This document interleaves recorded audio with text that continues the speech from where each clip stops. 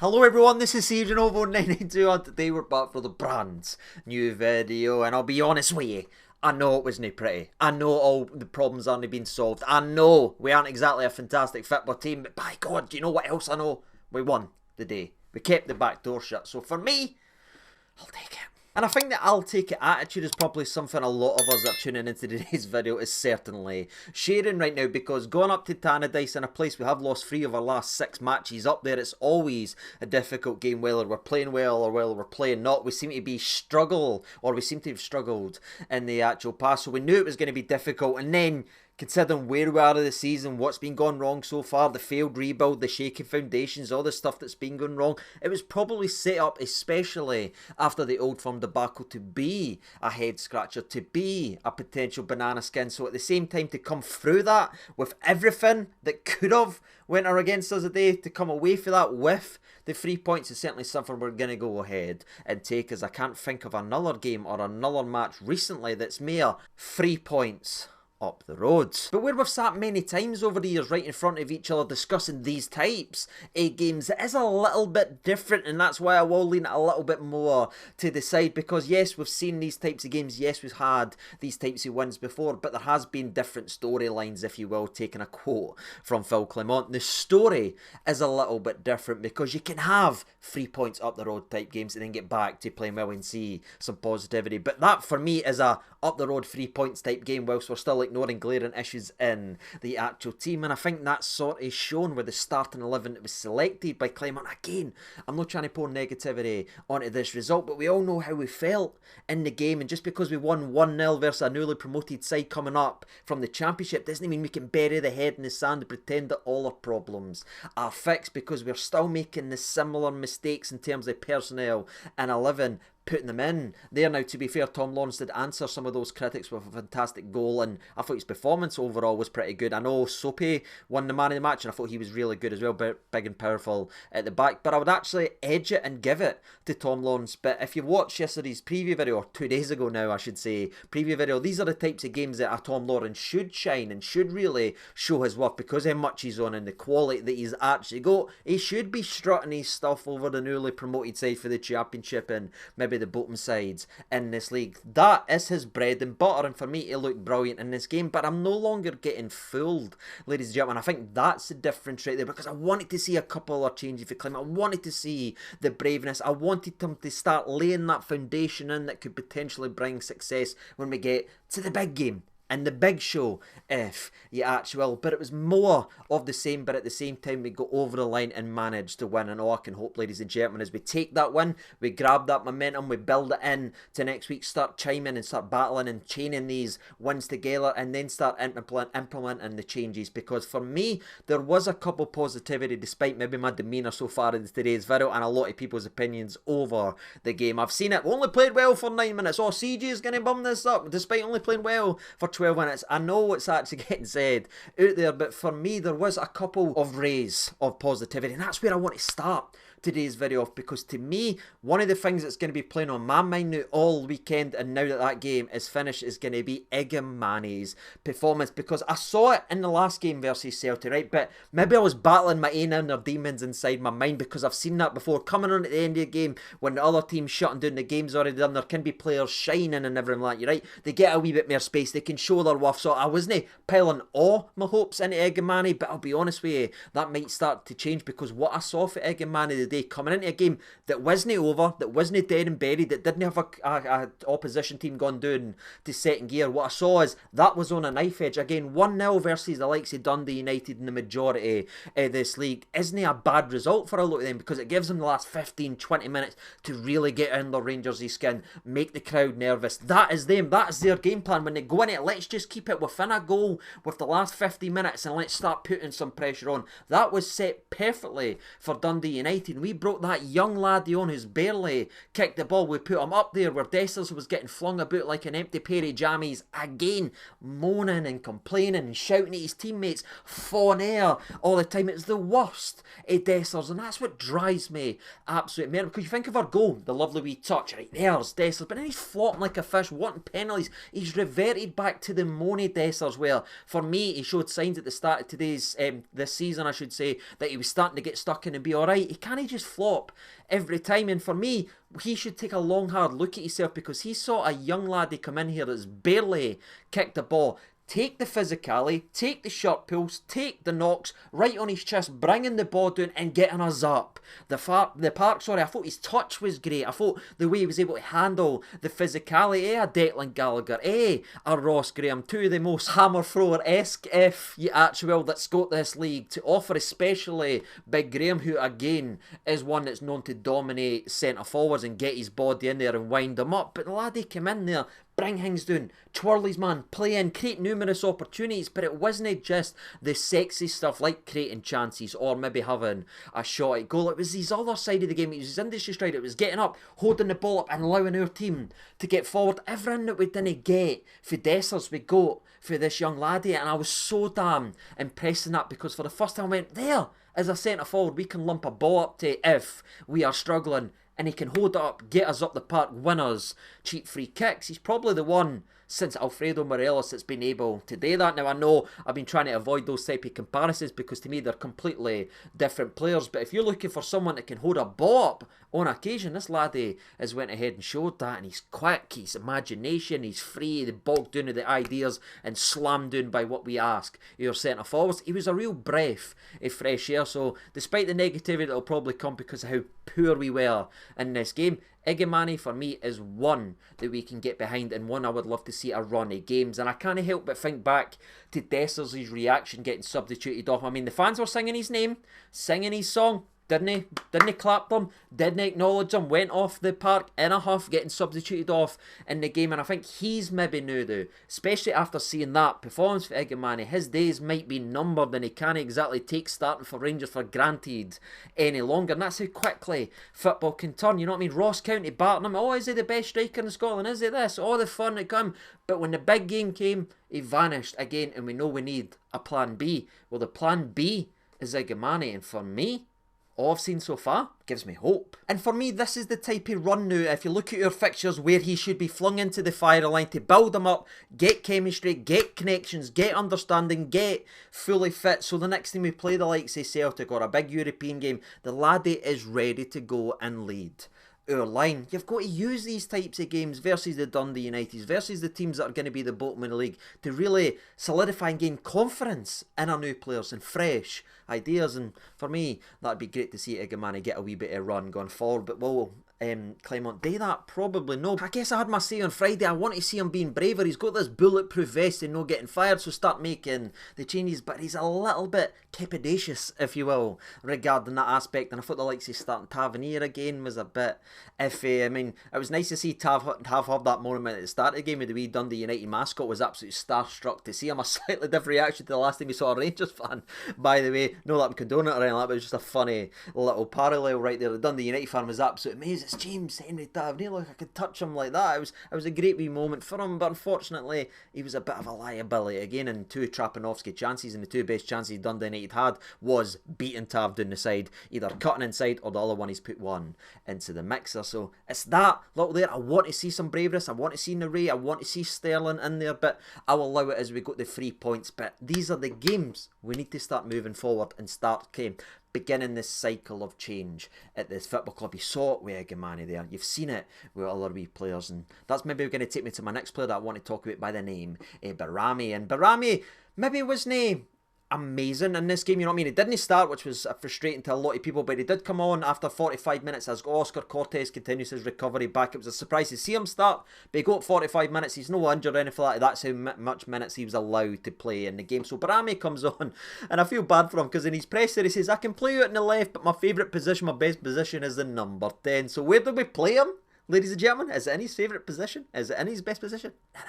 It's on the wings, because obviously it is. And I love these wee imagination, right? The wee back heel, the wee touches, the wee quick fast forward passing that we had on occasion sprinkled out with this game. It was gorgeous to see. But then there was other times when we had a counter attack, when you're looking at him on the left hand side, you're like, why is he not running at his fullback? Why is he not getting behind? Do you know why he's not running behind his fullback and getting in and putting balls in the mixer? Because he's a number 10. He's no a winger. So I hope to see him played in his more natural position centrally, because you see the imagination, you see what he's got in his locker, and it would be great to see him getting on the ball a little bit more rather than wasted out wide. But that's something we've talked about a lot of times over the last several years at the football club. But I was positive to see Barami as well, and I did see enough, and I've not learned anything new about him. I know some people say, oh, he looks quite slow, he's not a winger, he's a number 10, play him at the 10. Well, let's see what you can do. But that was just a couple of the new players that played in this game of football that I wanted to talk about, because to me, that was some positivity from the game of football, and something I would like to see more of those changes, more of those fresh ideas. But let's go on and get into the old game recap then, shall we? Because the game of football, I'll be honest with you, started absolutely brilliantly from a Rangers fan. I mean, if you're looking from the first minute to the 12th minute, by God, it was glorious to watch. It was fresh, it was imaginative, the way we were playing, the wee passing, this 3-4-3 that's been heralded by Dundee United. You'd be like, oh, what a great system, oh, he's going to do this. They're going to be brave enough to play it versus Rangers, because why would they change it? That's Rangers is just another team. We've played Hearts, we've played this, we've played that. Well, all that arrogance from Jim Goodwin and all the stuff that he muttered on about no changing nothing for Rangers, that 3-4-3 lasted 12 glorious minutes versus Rangers before he ripped up that game plan and actually went, wait a minute, we're playing Rangers here, let's get back to parking the old bus. And you've got to give credit for Rangers for that, for ripping up that bold game plan, if you will. And again, some of the passing and some of the play was magnificent. Again, the only frustration was after 12-15 minutes, after taking the lead in the game, after looking so brilliant, Jim Goodwin makes the early substitution, changes to a flat 4, goes maybe a 4-5-1, makes it more defensive. We didn't adjust anything. We never changed to the change, if you will. We never adjusted in the game, and unfortunately the rest of the first half started to peter out as we were still trying to play as if the formation, and you would have to ask, did we even realise they changed the formation? I'm not 100% sure if we did, but aye, that first 12 minutes saw some phenomenal football, sort of perfectly summed up by the way we scored our goal. Oscar Cortes to Dessers. Dessers plays it in to Tom Lawrence. Tom Lawrence then sizes up Declan Gallagher, hits him with a fake shot, maybe gets a little bit lucky with obviously the ricochet of it, but he continues to run on, and then the goalie comes out, makes himself big, but Tom Lawrence dinks the keeper beautifully, and you're like, oh my God, what a goal, what a start. This could genuinely be a pumping. We're looking pissed off, we're looking really good. I could get behind watching Rangers play like this. But then again, Jim Goodwin went, wait a minute, let's change this around, let's go back to parting the bus. And we were just like a bit caught on our heels, and we never really adjusted or changed after they changed. But it's not to say we never had any other chances of that in the game. In fact, we did in the first half. You mean, you look at the beautiful build-up play down the left-hand side. Hefty, or Big Jeff as we like to call him right here, whipped it right in to the mixer. For me, Dessers has to do better with the header. I think there was one where Tavernier whipped it in as well that Dessers has to do better with his header. There was one that Tavernier, to be fair to him, put it right on the money, and the Dundee United player just goes like this to Dessers. So Dessers is like, and he's falling over there. If he actually just stands up and keeps his strength, he's got a free header in to the target, but he's more interested in falling about and feeling sorry for himself, and that was last season's frustrations. We've not seen that a lot this season, so I don't know what was going on with Dessers today. As he had the huff, did he knew that Igamane sub was going to be happening? What was going on? He's just, his mentality wasn't right today, and I saw that with that first little dive about in the middle of the box. He doesn't even need to do that. That was the mistake he was making last year before we realised what this league was all about. So aye, that was weird, to be fair to both Jeff and to Tavernier, put in dangerous boxes that were sort of wasted by Dessers. And there was some other beautiful bits of play. One after a long bit of possession we were playing again into Dowell. Dowell started this game, ladies and gentlemen, you know what I mean? Barami can't start, and all these guys can't start, but Kieran Dowell, who last started that game when the 3-2 loss to Ross County, can come in to the mixer because he's had 458 training sessions. Aye, for there, but he plays it into the middle of the park. Diamandi's on it, Barron's on it, nice wee bit of play, ends up going down wide again. Lawrence, nice little pass into Barron. Barron then plays it back into the middle where Tom Lawrence has a shot, and it's brilliantly blocked again by Declan Gallagher. But that's the football we want to see, that quick little passing, no just hoofball after hoofball. We showed we can play football today, and it was great when we saw it again sprinkled in through spells a frustration. Speaking of frustration, so far we've talked hell of a lot of positive stuff about Tom Lawrence. Again, for me, he was the man of the match. But one of the mistakes he did make in the game of football was after some good work from Dessers, to be fair, snake hipping his way in the halfway line, plays a ball to Tom Lawrence right on a sixpence. He's got Oscar Cortes bursting a gut down the left-hand side, but he takes too many touches before playing a really soft pass that gives Oscar the opportunity to shoot, to be fair. But then the angle's a lot narrower, the pace is out the ball, and a potential devastating counter was ripped away like that. But that's as best as it got. That's as good as we got in the first 25 minutes of this game. And again, up to that point, you're thinking, yeah, this is going to be a good day. Before it started to die off. And I think that's backed up by the fact that we now need to skip over nearly 20 minutes of action as nothing happened for either side. Both Rangers and Dundee United, we started to play slower, we started to play deeper, and that just played in the hands of Dundee United, who picked up the playbook of, let's just hammer through our way to the last 20 minutes being only 1-0 behind, and that suited them to their game plan. The only other thing that we need to talk about is around about the 43rd minute, where Dundee United should have had a red card. And I'm saying should have had a red card because of what was previously set by the exact same referee. Because if you look at this challenge, right, he's came in rapid on Connor Barron, his foot down, he's not showing any studs or anything like that, but he catches the man, he's reckless and out of control. Two words that we heard for the exact same referee sending off Sterling for something that was actually less severe than what we witnessed in today's game versus Dundee United. One of them was a red card, whilst one of them was a yellow card. And for me, that is where the frustration comes, because where is that word consistency from the exact same referee? What's the difference between these two challenges? I think if you're actually being fair and non-biased, you would actually say Sterling was less severe and less potentially hurtful to the opposition. He got less of the man than the Dundee United player did on Connor Barron's ankle today. But one was a red, one was a yellow. And again, I'm just sitting here looking for consistency, especially from the exact same referee. What's changed in less than a year? It'd be interesting to hear from Don Robertson. But the usual referee frustrations aside, the last little frustration of the first half was Cyril Dessers starting to lag. Again, after having a shot on target about 5 minutes previously, which was great for my bet builder, if I'm being honest, gamble responsibly, kids, don't get involved in it, trust me, look how great I am. But he eventually gets another opportunity after Diamande wins a brave slide challenge that ends up playing in Dessers right at the end of the first half. He's got the opportunity. Now, to be fair, Gallagher puts his hand on him a bit cleverly, maybe an experienced campaigner, if you actually will, but it's not enough to push him over, but it's enough to just make him think, am I going to get fouled? Again, he's keep looking for the foul now. He's reverted back to last year. Do you know what I mean? Where was the clickbait touch? Where was that versus Ross County? It must be easy to beat the relegation favourites and with less pressure on them than it is to play the likes of Tannadice versus Dundee United when they're playing like this, and how well they've been and how badly he was again in the Old Firm. There must be a difference, because for me, Dessers just reverted so far back and he just lag. You see the wee thing spinning above his head. He delays his shot too much, narrows his angle too much, and makes it a much more comfortable save for the goalie than when he's played on goal from a brilliant challenge for Diamande. But that was it for the first half, and I was waiting to see how it would come out in the second half and maybe adjust to Dundee United's adjustments during the first half. And that sub was actually a pre-planned one before the game, with Oscar Cortes coming out, Barami coming on, and again unfortunately going out to the left hand side. But again, he was involved right away with two beautiful back heels. Dessers is involved in the back heel, Lawrence has played in with the back heel. It's like, oh my god, it's looking like 2002 Brazilian squad right now. We play out to Diamande, who's then touch is a little bit behind him. He then tries to force feed it to Kieran Dowell. Yes, Kieran Dowell's playing once again, and it just bypasses him and it goes out for a goal kick. You're thinking, God, why do we just constantly overplay it? What a goal that would have been if Diamande let it rip. And that's when I go back to, remember Diamande's first couple of games? Sorry if you think I'm being crazy here, but I think his first 4 or 5 games, the goals versus St Johnstone, the shots versus St Mirren,